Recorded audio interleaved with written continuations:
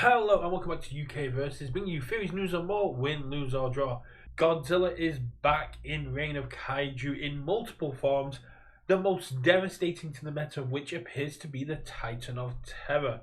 This is a 28 health character with a 6 hand size and 2 very cool abilities. One, a response. Every time you play a card with a printed difficulty of 5, you may add a power token to your stage. If this is the second time you use this ability in a turn, you can make your character. Then as a form, you may play one card with a printed 5 difficulty from your discard without paying any cost. Now this is an absolutely busted ability. The ability to play any 5 diff foundation, attack, backup, asset, just anything that's got that 5 difficulty for free. So at the end of a string, if you're going second and you review a Genghis Frog or an Unyielding Force, the ability to just build these in without having to utilize any resources is very powerful. Shishi Wakamaru has their cost. Even Mina 1 requires you to discard a card to play a card you checked. Titan of Terror just gets to play anything from the discard for free. This is very powerful, but it's not unbeatable. And this is where I want to have this conversation. I've seen many people in Discord and other places calling for this card to kind of be touched or errata, and it's too soon. By far is it too soon for us to be calling for this card to be touched. The meta is still too fresh. There's so many answers available to us that I decided to go. And here's a few cards I found that I think is a great way to handle the Titan of Terror. Now, of course, all builds are going to be different, but the majority of Titan of Terror builds have the same underlining themes. There's a few issues as we go through. We'll talk about the benefits of each of these strategies, as well as the downsides to each of these strategies. The most obvious answer to me is removing the cards from the discard. Titan of Terror players know that they have access to essentially this Phantom 7th card, and they play as such. Leo Savage's Patriot winning Titan of Terror deck only ran 15 attacks. That is something you can exploit. Now, not everybody is going to be running such a low number of attacks, but removing the cards from the discard, removing the cards when they're played, and targeting them in the deck is a great way to do it. How can we do this? Well, we have cards like Invite Hell. We do fill up their discard, which is downside because they might find something else, but then we get to remove one card from their discard pile. We get to take away their attacks.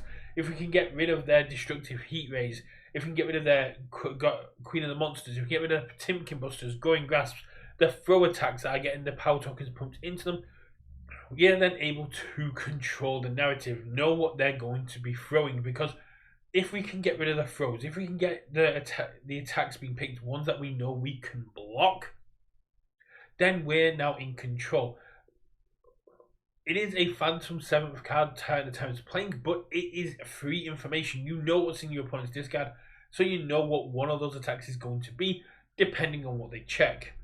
Other cards that remove are things like Devour Your Power. Remove one card from your rival's discard pile.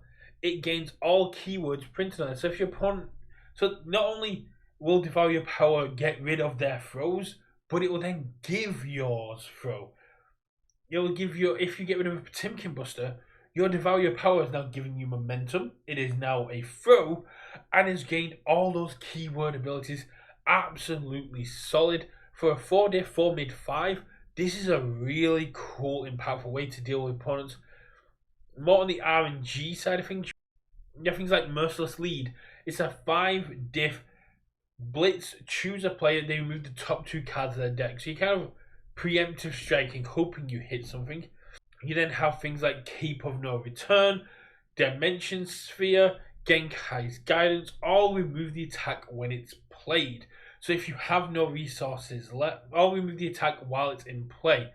So you can use Dimension Sphere to block the attack and remove it on block, Genkai's to destroy 3 foundations, make the check and remove it on play, and unless it has Flash, Cape of No Return is able to remove it there. On top of that, you have foundations like joining the fight, which will allow you to remove it from the discard once per turn if your attack deals damage. And Koenma's task, with the amount of removal that is now in play, if you're playing something like King Ghidorah, Mitchell Samino, any of these characters that can consistently target remove cards, Koenma's task becomes a lot more powerful. And if your opponent hasn't had chance to set up, if your opponent is still going, and if they're only running a few attacks, such as the Leo Savage deck, you can then target Destructive Heatwave, Queen of the Monsters. You can remove the attacks before they even hit the bin, whilst also stocking up your own hand with answers for the attacks that are yet to come. On top of that, you have some more unorthodox ways to deal with Tiny Terror by shuffling their cards back into their deck, and this is also a great strategy to use for Ghidorah, three-headed monster. Jet Haymaker is a great example of a card that just lets you shuffle 2 cards from a player's discard back into the bottom of their deck. You can also use Immense Showdown. Immense Showdown, for a flip cost, lets you put 2 cards from your opponent's discard back to the bottom of their deck. You also have things like Trickster's Blessing. If you get stunned, if you can use a commit cost during an attack, you can commit Trickster's Blessing, and it's non-unique, so you can get a 4 down, and you can start putting cards from your opponent's discard back to the bottom of their deck. You're cutting off their resources at the goal. There are lots of foundations that mess about with what your opponent's trying to do. Sins of the Past will allow you to remove on play, which is very powerful. Decompose will allow you to remove the top 2 cards of your opponent's deck after opponent's card enters the discard during the enhanced step. These are great ways to set up and interact with your opponent's stage and what your opponent's plan is trying to do. The main issue for the foundations, such as Trickster's Blessing, joining the fight, Immense Showdown, they are targets. Destructive Heat Ray. Destructive Heat Ray comes out and they get flipped. Your attacks, such like Invite Hell, Devour Your Power, Dimension Sphere, your assets, your actions, these are going to be more impactful ways to deal with this and get them removed, get them shuffled away. It's very important that you are aware of what your opponent's targets are going to be. I didn't get to play in the last LC, but I got to watch, and I got to watch Leo and Mike and other Titan Terror players play throughout those 9 rounds. So I was able to absorb a lot of information. I was able to see, and this is where this is kind of come from me with the information, being able to interact with your opponents, you are able to interact with this free attack. Although the check is not being made, that doesn't matter to cards such as Snap Decision. Snap Decision will remove after your rival plays their 3rd or greater attack this turn, add it to their hand, and then give their next check -1. You still play the free attack even if you don't check it. Then you Snap Decision it back to their hand, and then there's in this position of, I have this attack in my hand for next turn, but most Titan Terror players play after they've started their build. They'd be playing their attack on a 9, 10, 11 with -1 to the check. It isn't worth it to them. Unless they are convinced this is going to kill, it isn't worth doing. If you're playing a mutant character from the TMNT set, or if this is coming out much later, who knows if we've had other mutants added, you also have Splinter, who takes that attack and puts it into the momentum. This is a really solid way to just deny your opponent access to that card, and is a kind of pseudo removal. But if they do have ways to spend momentum, you are kind of just delaying the inevitable. If you're unable, due to symbol, due to game plan, to remove attacks, it's about damage control. Your opponent's free attack is going to be the most impactful. They're going to wait till you've got not enough resources in. This is where they're going to pump in their power tokens, their stats. It's where they're going to put their throws because they want them to hit, and because they've launched so many impactful attacks, your resources are going to be down. So utilizing things that can reset stats is going to be very powerful. Throw hate such as Will of Steel, Faith Shield, Protector of Life, any of these cards that just say when an attack is blocked or completely blocked, it deals no damage, is going to put your opponent on edge, because it's going to throw off their game plan. Throw hate seems to have left the meta, but Leo won a few of his games if you check out the stream because he had the throw hate answer to what was being thrown at him. After that, stat resets such as Other Self, Moment of Normalcy, these cards that just return them to their printed speed and damage, make it easier for you to take the attack or even block the attack. The main issue is, again, these are destructive heat ray targets. There's one foundation, however, I have found, which is a great answer to Timkin Buster, that you don't take the additional 6 to 3 damage, and that is Brace for Impact. Brace for Impact has a static ability that when you block with it, this attack returns to its printed zone and printed speed. This makes Potemkin Buster very easy to block. They don't get the response to have that additional 6 damage, and we've seen that because of tension, the zone change is very powerful for Potemkin to get this impact. Outside of that, however, Brace for Impact is not the best card.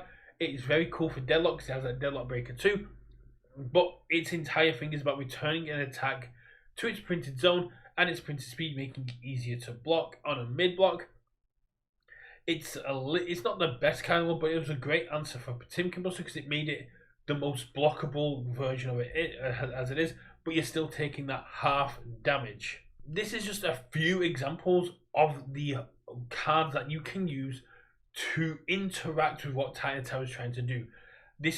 I'm sure there's more out there, and if you find what they are, please do let me know. I'm very excited to see what people come up with, but I don't think we should just immediately be crying for cards to be changed, altered, errated, banned 2 weeks after they've released.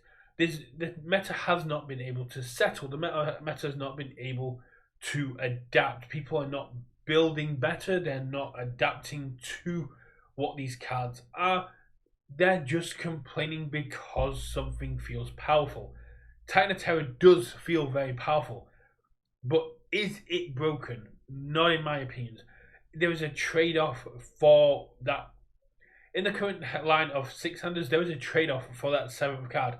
It's not the biggest because 28 health is still a lot, but the trade-off is still there. 28 health is not as much as it used to be, and Titan of Terror can just be killed if you have early aggression.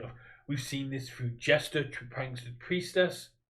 We've seen this with the OG Godzilla. We've seen other very aggressive strategies to be able to blitz through Titan of Terror's defense and take them down. They don't have defense on face. They're relying on their foundations to provide their defense and their attacks to remove your defense. If they don't hit their defensive pieces, they are a sitting duck. If they don't hit their offensive pieces, they're stuck building out, getting themselves in dangerous positions. Titan of Terror is not impossible to defeat. Even if a Titan of Terror draws hot, it still takes time for them to set up. It is very hard for a Titan of Terror to achieve the same turn 2 kill as a Godzilla King of Monsters. I'm convinced that there is cards out there and that UVS has given us the tools to be able to handle this new meta threat. It is not meta warping, it is a meta defining card, and if you cannot adapt to match Titan of Terror, then you need to work on your deck building skills and look at how you're answering threats. I do not think Titan of Terror is immortal. I do not think it's as big as an issue as Kirishima was on release or Younger to Go was on release.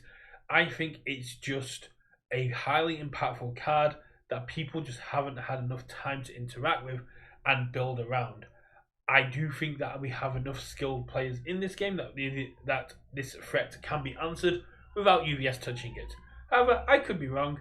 Let me know in the comments below if you think that Titan Tower needs to be touched, if it needs to be ratted, banned, if it needs to be thrown back into the pit where it came from. I'm in the mindset of it doesn't. It's fine. It's just the new shiny toy syndrome is limiting what people are playing at the minute. As people expand and go outside of Reign of Kaiju and look at more tools, more characters, more kits, they're going to find the answers and they're going to find the things they need to shut them down. Godzilla had its answers. Godzilla King of Monsters had its answers. Titan of Terror has its answers as well. We just have to find them. that's it for me. Like I said, if you disagree, if you agree, let me know in the comments below. If you've made it this far, or you think you have a Tyranitar deck which can answer all the issues, all the answers I've put up here, let me know. I will catch you all at game night. And remember, for theories, news, and more, win, lose, or draw, keep it UK versus. Bye.